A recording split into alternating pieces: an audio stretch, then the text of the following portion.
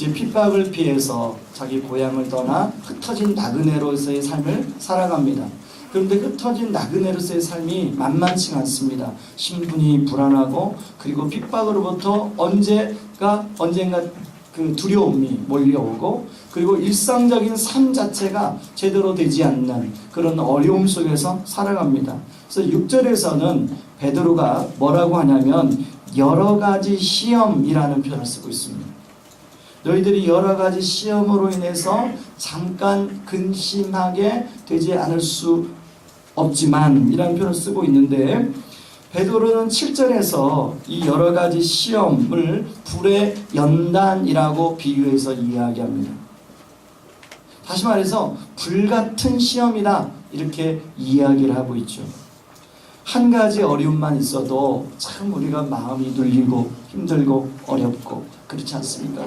근데 이 여러 가지 시련, 영어 성경에 보면 many kinds of trials 이렇게 나오거든요. 여러 종류의 시험이 한꺼번에 몰려온 때 참 쉽지 않습니다. 영혼의 창이라는 책으로 유명한 켄 가이어 목사님 계십니다.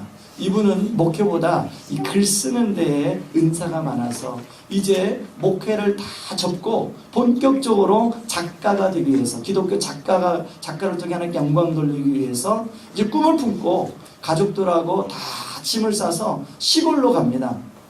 그래서 시골에서 이제 조용한 곳에서 글을 써서 책을 통하여 성도들에게 유익을 주기 위해서. 근데 글을 쓰고 이제 그 글을 원고를 출판사에게 보내면 채택이 돼야 되지 않습니까? 근데 보내는 출판사마다 이 켄가이어 목사님의 글을 거절하는 거예요. 그러니까 나중에는 이제 모아는 돈이 다 떨어져 갑니다. 이제 가족들은 6명이에요. 6명을 부양을 해야 되는데 이제 모아는 돈도 다 떨어져 가고 자기 원고를 아무리 잘 써도 수정해도 계속 출판사로부터 거절을 당해요. 그때 켄가이어 목사님이 너무나 마음이 불안함이 몰려오기 시작했다고 그래요.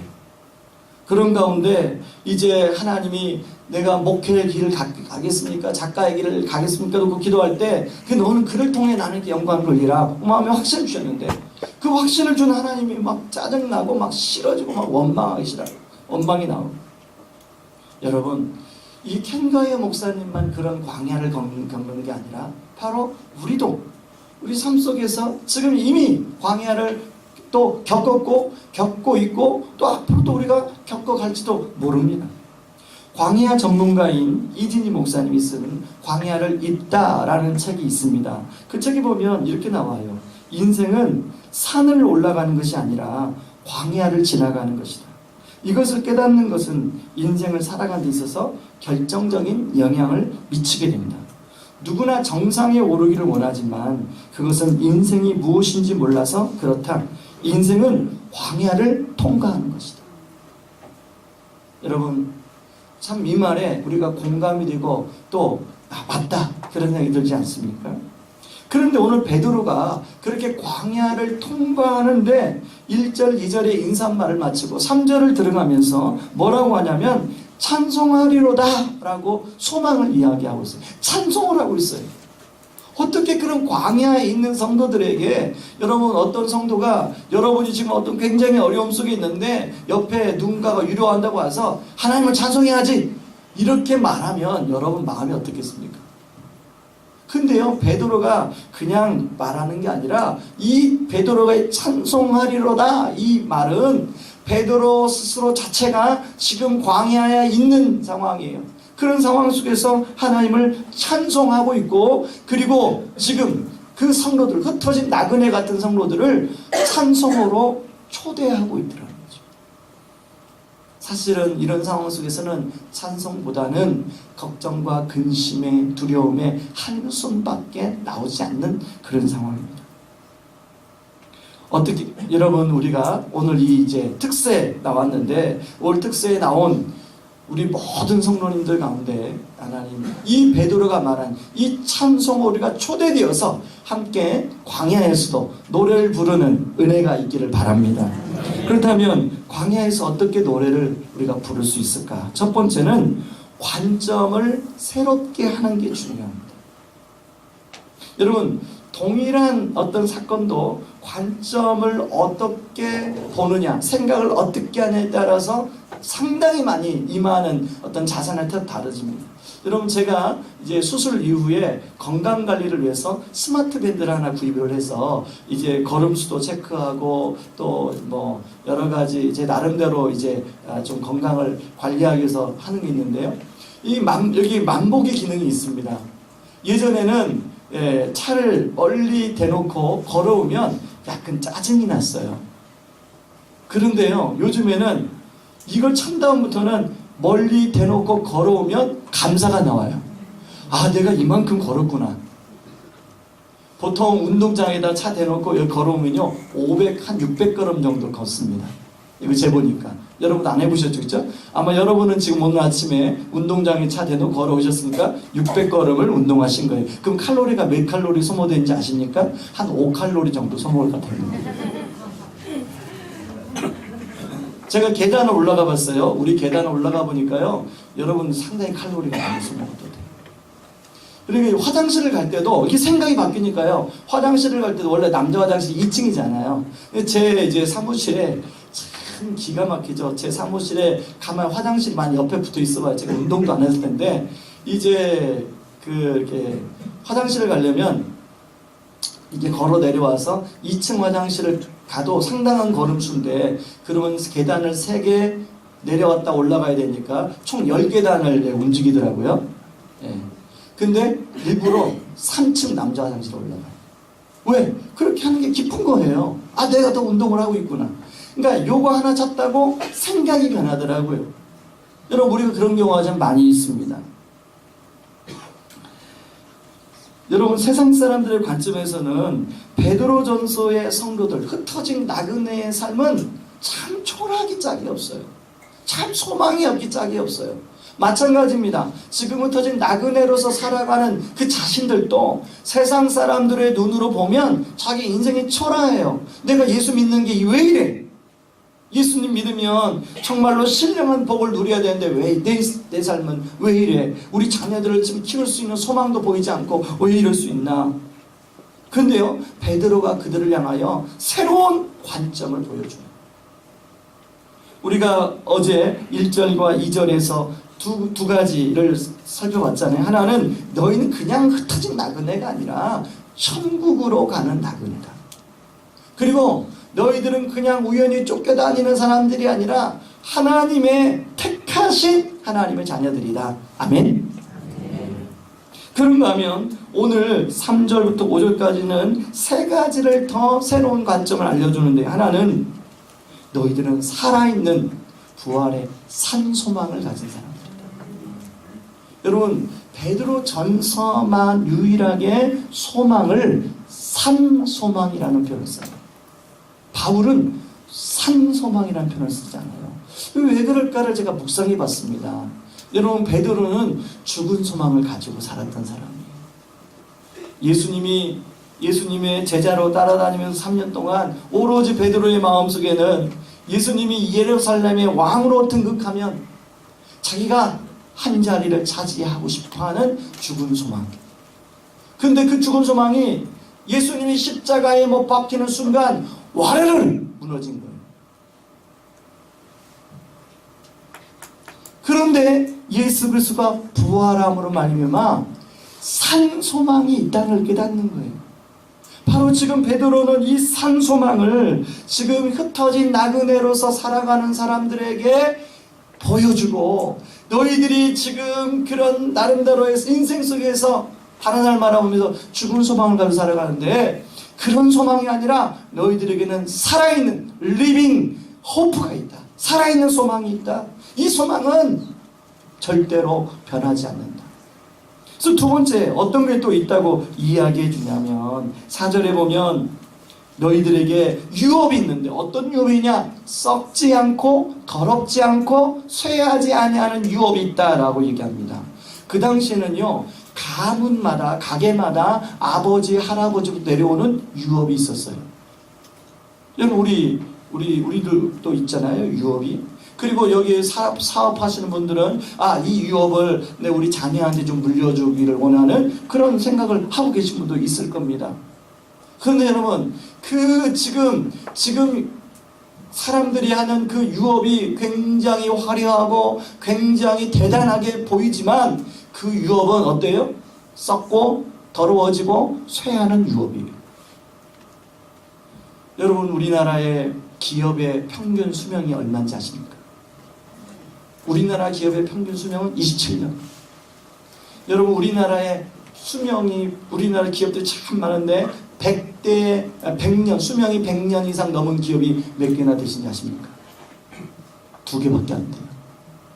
여러분, 미국에 얼마나 기업이 많습니까? 미국에 수많은 회사가 있는데 수명이 200년 넘은 기업이 5개밖에 되지 않아요. 여러분, 다 썩고 세월이 지나면서 이제 겨우 100년, 200년 지나 50년, 사실은 몇 년 지나도 썩고 더러워지고 쇠해가는 게 우리가 보는 화려함이에요. 제가 학교를 졸업할 때만 해도 참 나름대로의 우리가 선망하는 대기업들이 있었어요. 그런데 그 기업 중에 지금 흔적도 없는 기업들이 있어요. 대학생들이 가장 선호했던 기업인데 지금 설마 그 기업이 무너지겠느냐. 그 기업의 광고를 뭐라고 하는지 아니까? 세계 경영. 그때만 해도 이런 기업에 들어가서 우리의 젊음과 꿈을 펼쳐버린 우리 소원이다 이랬는데 그 기업이 흔적도 없이 사라졌어요. 여러분, 프로스펙스 신어보셨죠? 지금도 상표가 있지만 여러분, 저 프로스펙스 있는 본사 국제상사 용산에 제가 또 옛날에 광고 영업을 좀 했지 않습니까? 광고 영업을 할 때 그 프로스펙스 국제상사의 그 홍보실 그 과장이 얼마나 교만하게 구는지 몰랐어요. 가면 사람 무시하고. 그런데요, 흔적도 없이 좀 사라졌어요. 여러분, 모든 세상에 있는 것은 썩고 더러워져 세월이 가면 쇠해지는 게 그것이 이치입니다. 그러나 이 하나님의 유업은 썩지 않고 더러워지지 않고 쇠하지 아니하는 유업이라고 이야기하고 있는데요. 베드로가 말한 이 유업은 하늘에 간직한 것이다 라고 얘기하는데 이게 뭐냐? 하나님의 나라, 보이지 않는 하나님의 나라.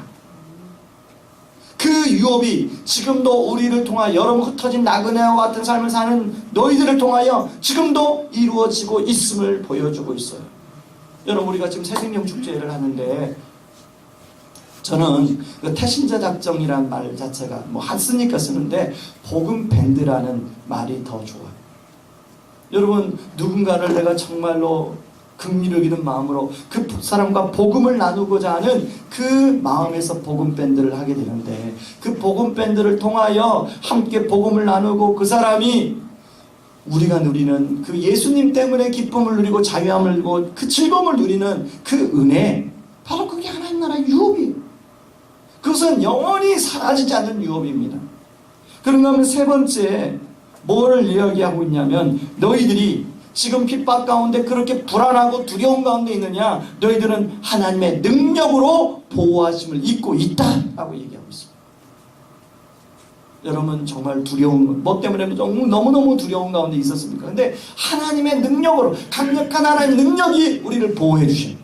얼마나 감사합니까?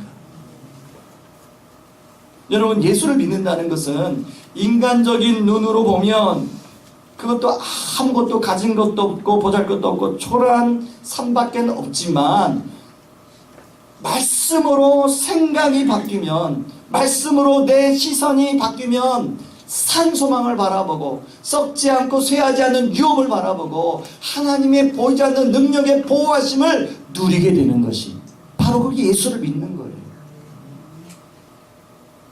여러분, 이처럼 예수 믿는다는 것은 세상의 관점에서 예수님의 관점으로 바뀌는 것입니다.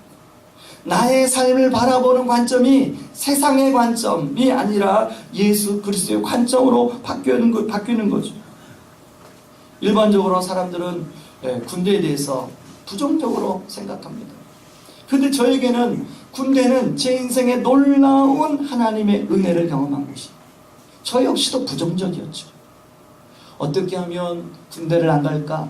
안 갈 수 없으니 어쩔 수 없이 끌려간 군대. 사실 정말로 너무 힘들었어요, 군대 생활. 1988년 11월 29일 강원도 화천면 상설이 사사한 14호. 아우, 생각만 해도 막 지긋지긋해요. 겨울 군번이라 엄청나게 눈밭에서 많이 굴르고 춥고 배고프고. 이럴 거라면 입대 전에 그때 초코파이 줄 거 먹을 걸 막 초코파이가 생각나고, 진짜로요. 여기 훈련 받는데 막 초코파이가 하늘에 막 생각이 나요. 얼마나 배고팠으면. 그런데 그렇게 두려움과 불안 속에 있다 보니까 한 번도 모태신앙인데 한 번도 창세기부터 요한계시록까지 읽지 않았던 성경을 제가 손에 들더라고요. 저는 그렇게 두렵고 불안한 게 군대가 처음이었어요. 그런 두렵고 불안한 가운데 성경을 손에 대니까 그 성경 말씀이 제 생각을 바꾸는 거예요. 제 삶의 관점을 바꾸기 시작하니까 그때는 불평과 원망과 그리고 어떻게 하면 요령을 피울까 이랬던 군대 생활이 말씀이 제 안에 들어오고 관점이 바뀌니까 군대 생활을 대하는 제 태도가 바뀌어요. 자세가 바뀌어요. 여러분, 군대 생활을 대하는 자세와 태도가 바뀌니까 그걸 누가 알아요? 제 주변에 있는 동료들, 또 고참들, 그리고 제가 모셨던 소대장님, 선임하사 아는 거예요. 제가 자세가 태도가 바뀌네. 그러니까 결국은 어떻게 됩니까? 그분들한테 인정받고 사랑받게 되는 거죠.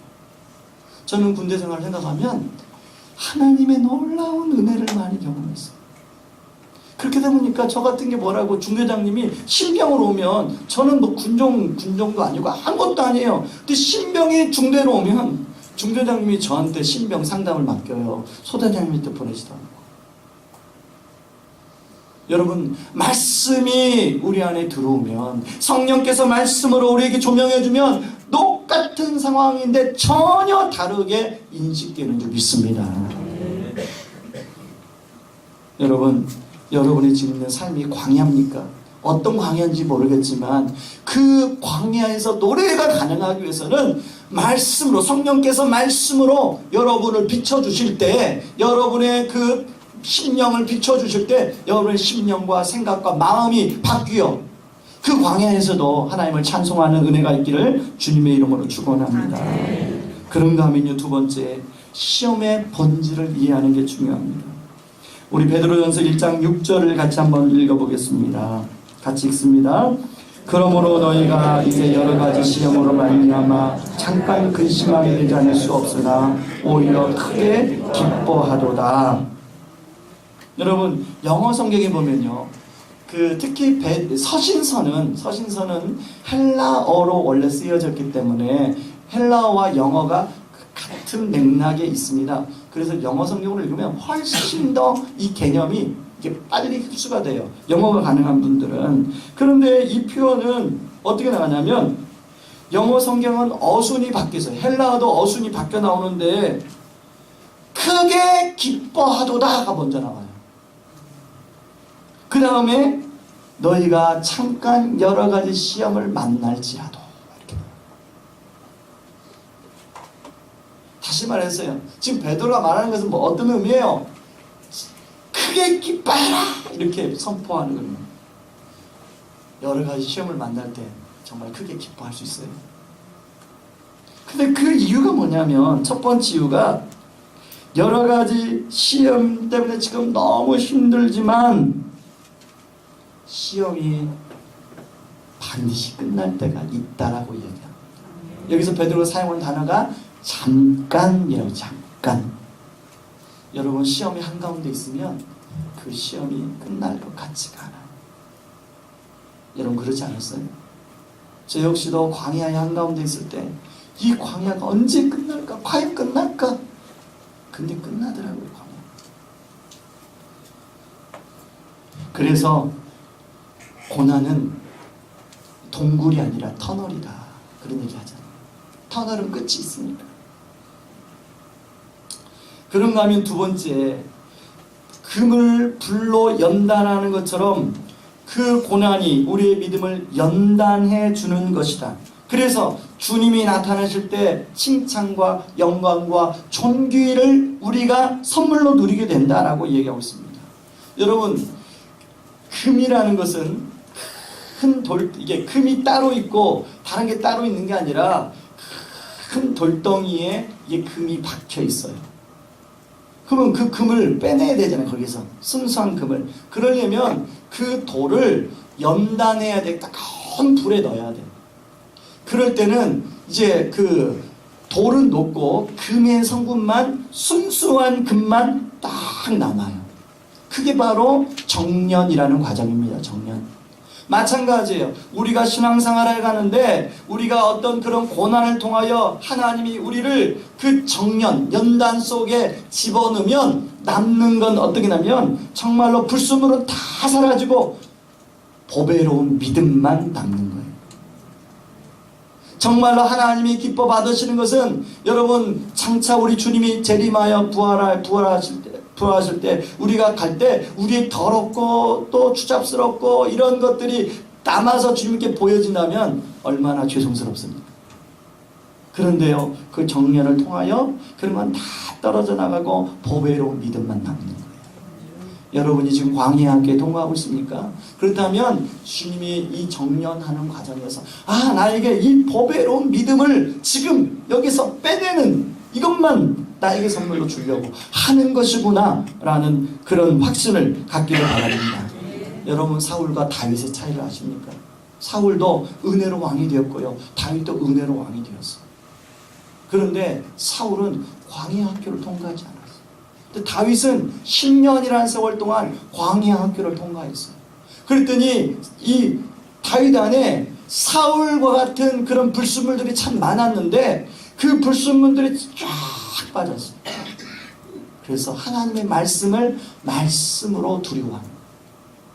그러나 불순물이 안 빠지면 하나님의 말씀을 말씀으로 두려워하지 않고 거부하고 하나님의 말씀을 버리는 그런 일들이 벌어지는 겁니다.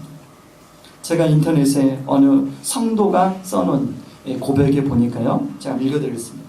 저는 광야대학교 고생과에 다니고 있어요. 성적이 별로 좋지 못해서 입학한 지 오래됐지만 아직 졸업을 못하고 있습니다. 총장은 하나님이신데 대충 넘어가신 일이 절대로 없으신 분입니다. 그래서 컨닝하는 것도 불가능하고 시험을 볼 때는 누군가의 도움을 받을 수가 없습니다. 광야대학교의 선생님은 성령님이십니다.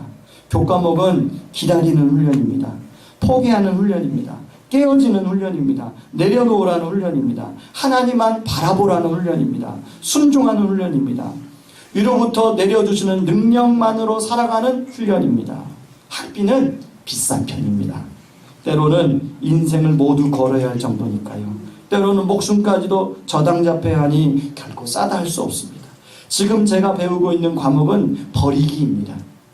욕심을 버려야 되고 내 고집을 버려야 되고 내 생각도 버려야 되고 인간적인 모든 수단과 방법을 버려야 합니다. 그런데 나는 매일 낙제를 해서 이렇게 졸업을 하지 못하고 있습니다. 이번에는 반드시 합격하리라는 결심을 하고 도전을 해보고 있습니다. 합격하는 자에게 졸업 선물이 주어집니다. 소망, 기쁨, 성숙, 문제 해결이라는 은혜의 선물이 주어지지요. 저는 하루빨리 그 선물을 받고 고생과를 졸업하고 이제 헌신과와 충성과에 들어가 새로운 삶을 살아가면 좋겠습니다. 여러분, 오늘 새벽에 참여하신 여러분들의 기도죠. 저와 여러분들이 고생과를 졸업하고 이 광야학교를 졸업하고 이 헌신과와 충성과에 들어가서 주님을 멋지게 섬길 수 있기를 바랍니다. 그럼 무엇이 성공하는 신앙생활입니까? 시련이 없거나 풀무가 없고 고난이 없는 신앙이 아니죠. 문제가 다 해결된 신앙이 아니에요. 우리 안에 질그릇이 많기 때문에 우리의 질그릇이 다 깨어지고 부서져서 오로지 우리 안에 남은 그 질그릇 안에 남은 보배로운 예수 그리스도가 내 안에서 온전히 세월이 갈수록 드러나는 것, 이것이 진정한 신앙생활인 줄 믿습니다. 그래서 우리가 여러분 세월이 갈수록 보배이신 예수 그리스도만이 드러나 정말로 우리 모습 속에서 예수의 향기가 드러나는 은혜가 있기를 주님의 이름으로 축원합니다. 우리 시간에 같이 찬양하고 기도하기를 원합니다. 여러분, 찬양이요, 우리 지난번에 특세 통해서 참 많이 은혜 받은 찬양이죠. 시선이라는 찬양입니다. 여러분, 내게로부터 눈을 들어 주를 보기 시작하면 주의 일이 보여요. 그러나 내 상황을 바라보면 너무나 답답하죠. 여러분, 우리는 단순히 흩어진 나그네가 아닙니다. 천국 나그네예요. 이 시간에 같이 하나님, 우리의 눈을 들어, 주님, 우리의 눈을 들어 주를 보게 하여 주시옵소서. 그런 마음으로 찬양하기를 원합니다. 같이 찬양합니다.